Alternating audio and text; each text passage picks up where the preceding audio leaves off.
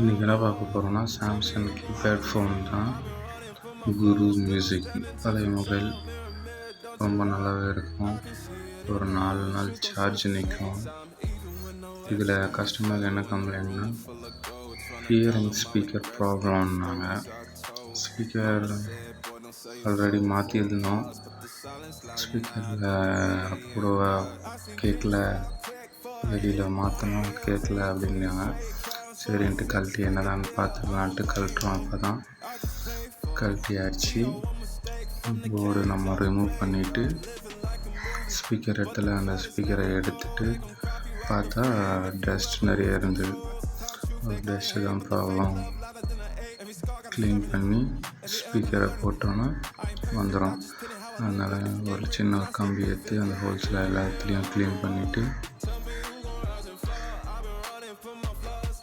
நல்லா க்ளீன் பண்ணிவிடுங்க. ஆனால் அந்த ஹோல்ஸில் அதுக்கப்புறம் ஸ்பீக்கரை உட்கார வச்சுட்டு போர்டு ஒரு வாட்டி எல்லாத்துக்கும் சர்வீஸ் பண்ணிடலாம்.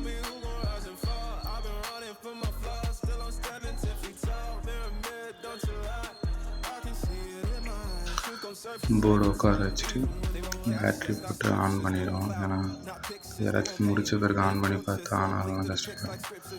அதை முன்னாடி ஆன் பண்ணிட்டு பேனலை போட்டு ஒரு 3 ஸ்க்ரூ தான் இருக்கும். அந்த 3 ஸ்க்ரூவை கழட்டி